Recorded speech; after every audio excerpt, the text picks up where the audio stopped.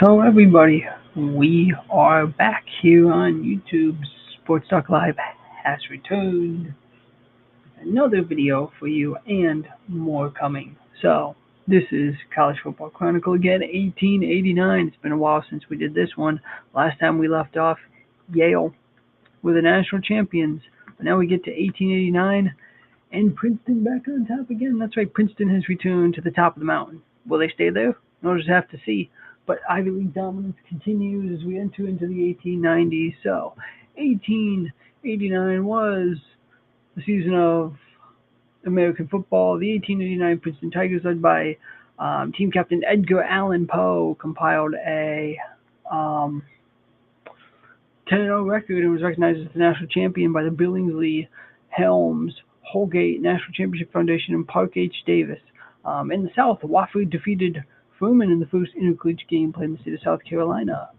As the popularity of the program increased, new football programs were established in 1889, and we will get to those teams that have joined.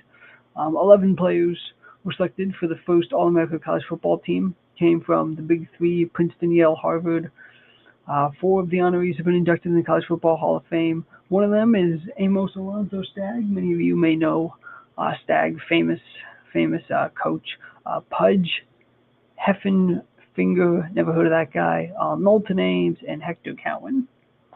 And the Western Interstate University Football Association, or the WIUFA, began its first season of play, and the 3 new schools that came in this year were Delaware, the Iowa Hawkeyes, that's right folks, the Big Ten is forming right before our very eyes, and then the Washington Huskies. So how did they do?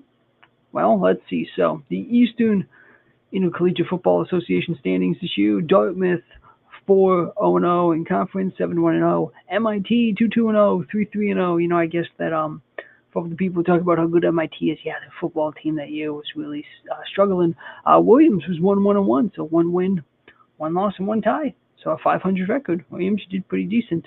4-5-1 overall. Amherst 1-2-1, 3-5-2, and Stevens 0-3-0, 1-10-0. But that's okay. Stevens won't be around for too much longer, so we won't have to worry about them. So the Eastern College Football Independence record. So Princeton 10-0, Massachusetts 2-0, and Massachusetts thought that they could be national champions, not with just 2 wins on the year. No, Mass, you need to do better than that. Yale 15-1-0. Yes, if Yale had not lost that one game, they probably would have been co-national champions, but I guess that Yale felt bad that they've been winning a lot of the national championships and wanted to give Princeton another one. Harvard 9-2-0, so the Ivy League takes 3 of the top 4 spots. Of course they do, because it's the Ivy League. Franklin and Marshall 5-1-1. We have Dickinson at 4-1-1. Navy 4-1-1. Good to see the military schools doing pretty well. Still haven't found Rutgers. Where's Rutgers? Oh, we're getting to them, folks.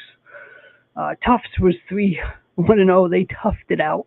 Lehigh 8-3-2. Now they play in the FCS. So Lehigh, what happened to your program? Doing so good. Cornell 8-4-0. Another Ivy League school. Penn 7-6-0. So now we're getting into the middle of the pack Ivy League schools. And Brown 2-2-0. So these Ivy League schools are You got the dominant ones of Princeton, Yale, and Harvard. Then you have Cornell, Penn, and Brown, who are middle of the pack there. When's Collegiate come in, and when's Penn come in? Soon. Yeah, Penn State, yes, the Nittany Lions 2-2-0, so humble beginnings here for Penn State. Wesleyan 5-7-1, Bucknell 2-3-1, Lafayette 3-4-2. Their rivalry with Lehigh is a thing of legend, which we will cover at some point.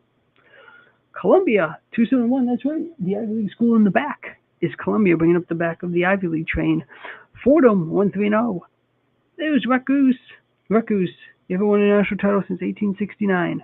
You're 1-4-0. We will check back with you next year to see where you are in the standings. But this season, Rutgers, I don't know what you're doing, and you probably should stop trying to win the national championship, because you don't win it again. And then NYU 0-2-0, and then we have in the Midwest we have Miami, Ohio 4-0. Not Miami, Florida, folks.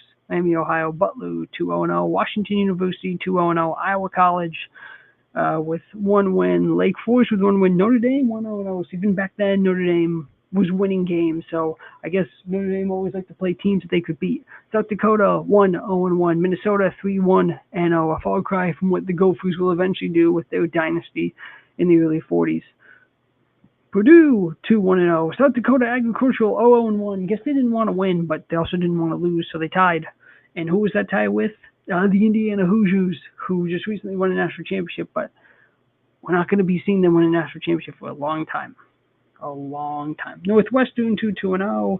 Cincinnati 1-0. Wabash 1-0. Who? Wabash. Who's that? I don't know. The Michigan Wolverines are here, and they're 1-2-0, so Michigan better start climbing the ladder there because you're really struggling a bit.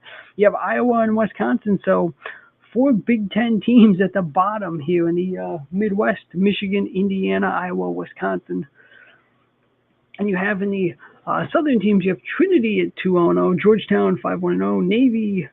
You have Virginia at 4-2-0, Wake Forest 2-2-0, North Carolina 1-1-0, Delaware 1-1-1, Johns Hopkins 2-4-1, Richmond 1-2-0, Dover Conference Academy at 0-2-1, Furman at 0-2-0.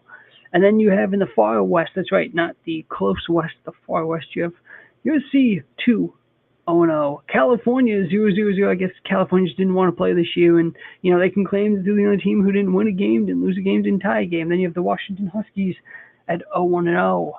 That was 1889, folks. Now we're heading into the 1890s next with a lot more schools coming in. That'll be for next time here. A lot of teams that will make up the Big 12, some more Big 10 teams, some more, I believe, early Pac-12 teams too. So that'll be next time. So, folks, we will be coming out here with more videos throughout the week. I've had a lot going on, so I haven't been able to post as much, but when I'll be getting back in the grind of that, be sure to subscribe to Sports Talk Live for more great videos coming soon, and I'll see you all soon. Thank you.